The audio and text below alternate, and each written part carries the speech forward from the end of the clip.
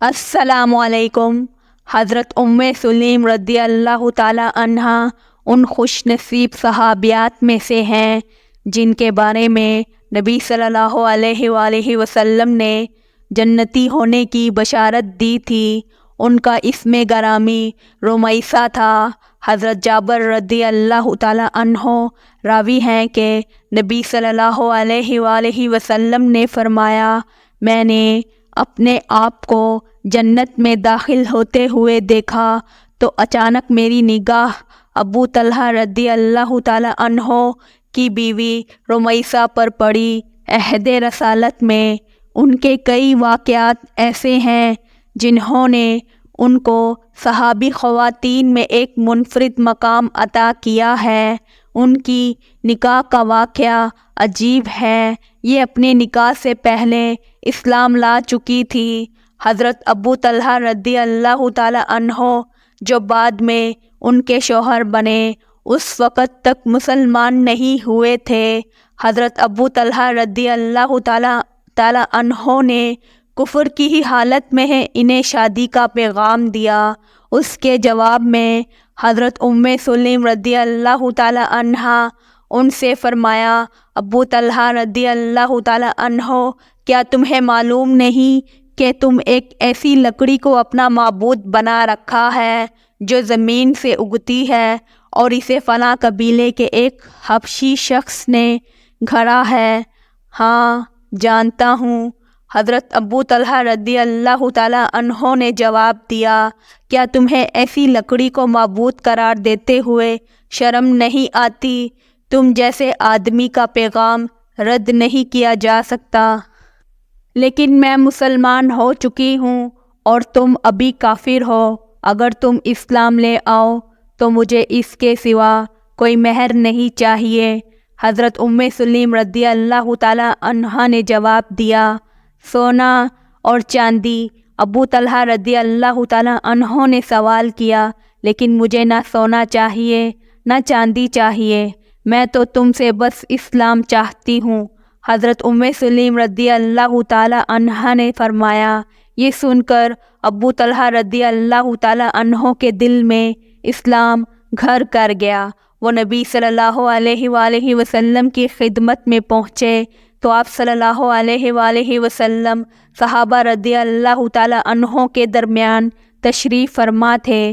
ابو طلحہ رضی اللہ تعالی عنہ کو آتے دیکھا تو آپ صلی اللہ علیہ وآلہ وسلم نے صحابہ رضی اللہ تعالی عنہ سے فرمایا، ابو طلحہ رضی اللہ تعالی عنہ تمہارے پاس اس حال میں آئے ہیں کہ ان کی آنکھوں کے درمیان اسلام کا نور چمک رہا ہے۔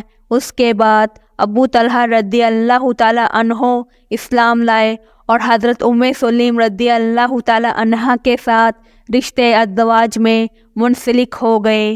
یہی حضرت سلیم رضی اللہ تعالی عنہا جن کے بارے میں حضرت انس رضی اللہ تعالی عنہ فرماتے کہ غزوہ احد کے موقع پر میں نے حضرت عائشہ رضی اللہ تعالی عنہا اور آپ کو اپنی پشت پر پانی کے مشکیزیں بھر بھر کر لاتی اور مجاہدین کو پانی پلاتی۔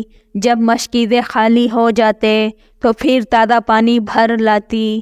اس وقت تک پردے کے احکام نازل نہیں ہوئے تھے اور غزوہ حنین کے موقع پر حضرت ابو طلحہ رضی اللہ تعالی عنہ نے اپنی اس پاک باز بیوی کو دیکھا کہ وہ ایک خنجر لیے کھڑی ہیں۔ ابو طلحہ رضی اللہ تعالی عنہ نے پوچھا، حضرت سلیم رضی اللہ تعالی عنہا، یہ کیا ہے؟ انہوں نے جواب دیا، یہ خنجر ہے اور میں نے اسے اس لیے تھام رکھا ہے کہ اگر کسی مشرک نے میرے قریب آنے کی کوشش کی تو اس کے پیٹ میں اتار دوں گی۔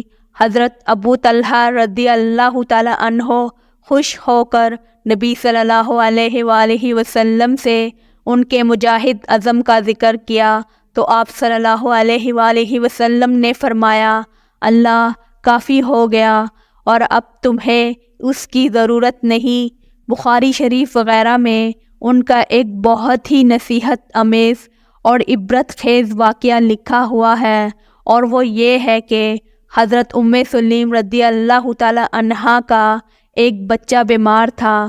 جب حضرت ابو طلحہ رضی اللہ تعالیٰ عنہ صبح کو اپنے کام دھندے کے لیے باہر جانے لگے تو اس بچے کا سانس بہت زور زور سے چل رہا تھا۔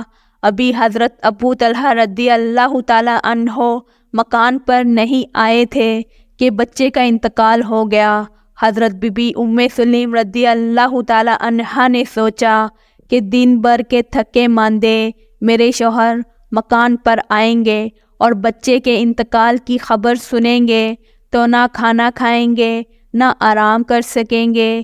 اسی لیے انہوں نے بچے کی لاش کو ایک الگ مکان میں لٹا دیا اور کپڑا اڑا دیا اور خود روزانہ کی طرح کھانا پکایا۔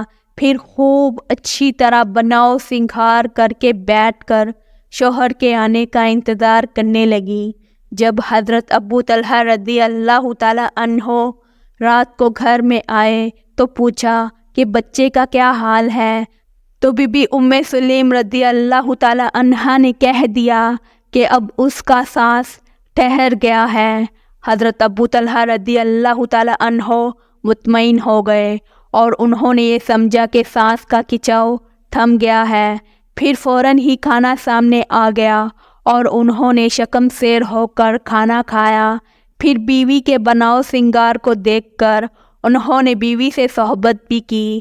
جب سب کاموں سے فارغ ہو کر بالکل ہی مطمئن ہو گئے تو بی بی ام سلیم رضی اللہ تعالیٰ عنہ نے کہا کہ اے میرے پیارے شوہر، مجھے یہ مسئلہ بتائیے کہ اگر ہمارے پاس کسی کی کوئی امانت ہو اور وہ اپنی امانت ہم سے لے لیں تو کیا ہم کو برا ماننے یا ناراض ہونے کا کوئی حق ہے؟ حضرت ابو طلحہ رضی اللہ تعالیٰ عنہ نے فرمایا کہ ہرگز نہیں، امانت والے کو اس کی امانت خوشی خوشی دے دینی چاہیے۔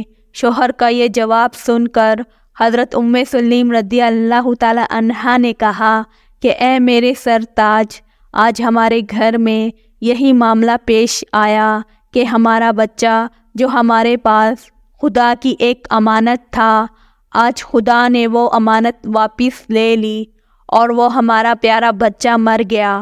یہ سن کر حضرت ابو طلحہ رضی اللہ تعالیٰ عنہ چونک کر اٹھ بیٹھے اور حیران ہو کر بولے کہ کیا میرا بچہ مر گیا؟ بی بی نے کہا کہ جی ہاں۔ حضرت ابو طلحہ رضی اللہ تعالیٰ عنہ نے فرمایا کہ تم نے تو کہا تھا کہ اس کا سانس کا کھچاؤ تھم گیا ہے۔ بیوی نے کہا کہ جی ہاں، مرنے والا کہاں سانس لیتا ہے۔ حضرت ابو طلحہ رضی اللہ تعالیٰ عنہ کو بے حد افسوس ہوا کہ ہائے، میرے بچے کی لاش گھر میں پڑی رہی اور میں نے پیٹ بھر کر کھانا کھایا اور صحبت بھی کی۔ بیوی نے اپنا خیال ظاہر کر دیا کہ آپ دن بھر کے تھکے ہوئے گھر آئے تھے، میں نے فوراً ہی اگر بچے کی موت کا حوال کہہ دیتی تو آپ رنج و غم میں ڈوب جاتے، نہ کھانا کھاتے نہ آرام کرتے، اسی لیے میں نے اس خبر کو چھپایا۔ حضرت ابو طلحہ رضی اللہ تعالیٰ عنہ صبح کو مسجد نبوی صلی اللہ علیہ وآلہ وسلم میں نماز فجر کے لیے گئے اور رات کا پورا احوال حضور صلی اللہ علیہ وآلہ وسلم سے عرض کر دیا۔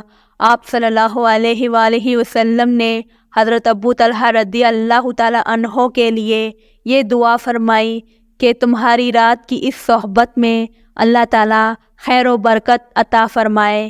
اس دعائے نبوی کا یہ اثر ہوا کہ اسی رات میں حضرت بی بی ام سلیم کے حمل ٹھہر گیا اور ایک بچہ پیدا ہوا جس کا نام عبداللہ رکھا گیا، اور ان عبداللہ کے بیٹوں میں بڑے بڑے علماء پیدا ہوئے۔